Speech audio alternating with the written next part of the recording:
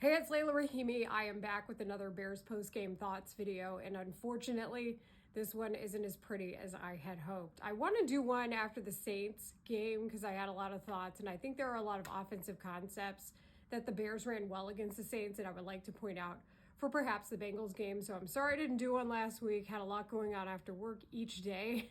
Maybe I will get to that later in the week because I know I get requests for the notebook. The notebook is now digital, the thing I write down all my Bears thoughts in. So it's full today after a 30-16 loss to the Baltimore Ravens.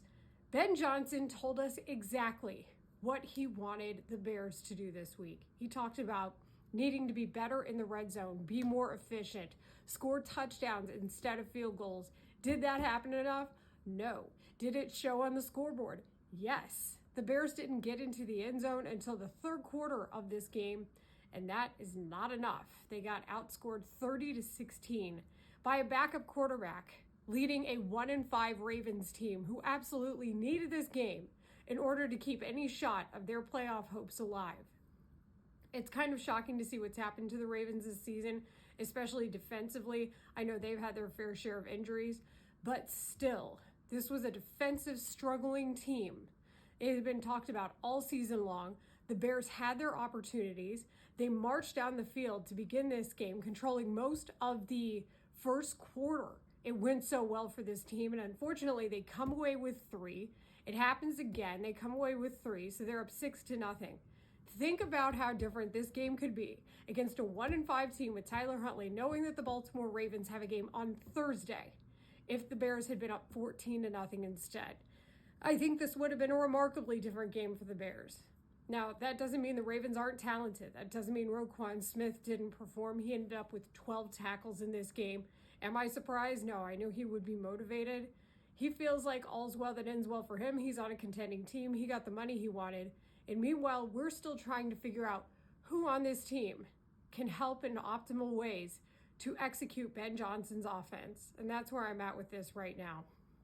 The Bears didn't get the takeaways that we had seen them get in so many other games. Kevin Byard got this close to intercepting a ball. Unfortunately, he couldn't make it work. The fact that I'm even talking about this in that way is pretty impressive to me. The defense could only do so much. We learned also that Kyler Gordon gets put on injured reserve. Ben Johnson says after the game they hope it's the short injured reserve. There's no such thing as short injured reserve when you consider that minimum is 4 weeks. Yes, I know relatively speaking that's shorter, and I'm parsing words, but none of it sounds good. We're talking about a guy who had already been injured. He comes back for 1 game, then he's on the injury list again, another soft tissue injury. This is a decimated Bears secondary. Jalen Johnson's not there. We obviously know about Kyler Gordon now being on IR. Terrible news. Tyreek Stevenson was out for this game. Nashawn Wright was asked to step up, and I think he did a good job in his stead, but there's only so many of those that you can lose in your starters and your secondary that you depend on in order for this defense to work properly. And that is unfortunate. I think it's part of the reason that Tyler Huntley, the backup quarterback, was able to come in and do what he did against the Bears. Very curious to see how the NFL talks about how the Ravens handled Lamar Jackson. We find out on Saturday that he wasn't going to play, even though the practice designation indicated that he would. So we're very curious to see how that gets handled as well this week.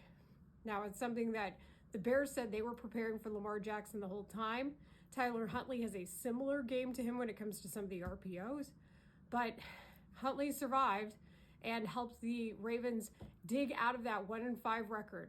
The Bears give the Ravens confidence. They don't put them away early. We see a 1-5 Ravens team get confidence at home and they're able to perform.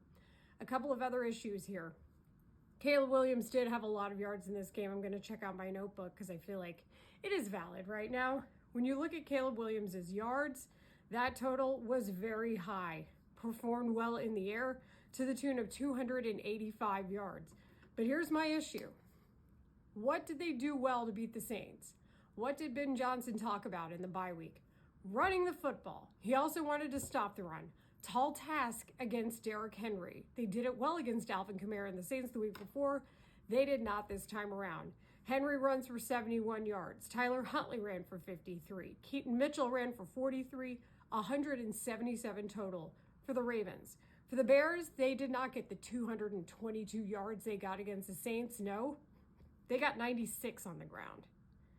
So that means that Caleb Williams was having to throw more than probably they would have liked to have seen as a team. Additionally, some other numbers that matter in this. Rome Odunze, 7 catches for 114 yards. He was targeted 10 times. Yes, at least one of those targets was a ball he could have caught. Hits his hands, he reaches out to catch it. Unfortunately, it's dropped. Would we be talking about this in a way that is so critical if the Bears had won the game and they hadn't given up 30 points? No, but unfortunately, this is the case that we're dealing with in this one. We also still have to talk about the fact that the Bears were on a 4-game win streak. The Ravens were 1-5. Those things matter when it comes to this discussion. DJ Moore had 73 yards, and while that's a good thing, unfortunately, a lot of those yardage totals came on a single play, as we know, in that fourth quarter. 42 of that was on a single catch. I want to see DJ Moore be targeted more often. He is supposedly still the number 1 receiver on this team, although we know Rome Odunze is emerging. DJ Moore could still be at least 1A when you consider his skill set and what he's able to do in traffic. Establish that screen game. I also think Cole Kmet was really missed today. The Bears tried to use Ozzie Trapillo, I think, in that way. They tried to report him as an eligible receiver a couple of times. Cole Kmet meant a lot to this team when it came to the extra help, blocking, and also helping pick up the blitz packages and things like that. And you could really see that play out, I think, for the Bears as far as needing better help to sustain drives. So that was something that I thought was pretty notable as well. 6 for 13 on 3rd down. That's a pattern that we've seen emerge now. I know that previous games you could say, okay, well, maybe there was a penalty or X, Y, and Z that would prevent them from doing that. But in this case, once again, the penalties really hurt the Bears. 11 penalties for the Bears for 79 yards. 2 intentional groundings out of your quarterback because he was trying to make something happen. And while I understand that that's something that needs to take place, this is his 7th game in his 2nd season. He played all 17. So now you're up to game number 21. And frankly, I think that 2 intentional grounding penalties in a single game, especially on the road when you know where it's going to hurt you more, that can't happen. Tyler Huntley outplayed Caleb Williams today, and that's not okay. It's not okay to see how the running attack and the offensive attack for that Ravens team that was reeling was able to gain steam throughout the game. And think about how they got that ball back after the opening, or after halftime rather. They defer, so they were able to receive the ball coming out of the half, and that helped them as well. Now, is this all on Caleb Williams? No.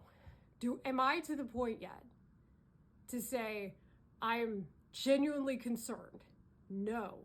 However, this is a crucial month for him coming up where we have to evaluate him a little more strictly than we have in the games before this. You're going to reach the halfway point of this season. Ben Johnson said that the offense was going to look better in December than it was going to start the year. You can't have 2 intentional grounding penalties in a game. Is it all on him? No. But those are things that I think matter when you're trying to evaluate somebody. It's just that's the way it is.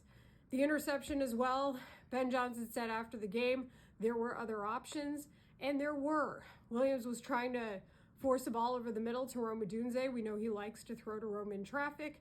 Kyle Monangai was open in the flat. That is a pattern that we've seen as well. You can't always force these balls in the NFL, especially when you know that the secondary on the other side is not a college secondary. They're smarter, bigger, faster, and stronger, and it's going to hurt you. So these are just some of the thoughts I have. I don't enjoy saying these things. It's not great. This is going to be a very crucial stretch of games coming up for the Bears. I do think that they can repeat a lot of their game plan that they had against the Saints, against the Bengals. But Joe Flacco, as we know, is no slouch. That was a heck of a game. The Bengals played against the Jets. The Jets now have their first win of the season, but that was a barn burner. And the Bears don't have the offensive firepower proof right now to be able to do that. They've got to run the ball more if they want to win these games right now in order to establish, I think, a different looking offense. So much more coming up this week on Rahimi Harrison Grody on 670 The Score. Like I said, I might revisit the Saints game, see what my notes are, see what I think we could take from that game and apply it to the Bengals game coming up, because there were some really well executed concepts. It was also a different Saints team, of course, but I do think you can repeat some of those things. So thanks for watching this one, and hopefully a more productive week coming up.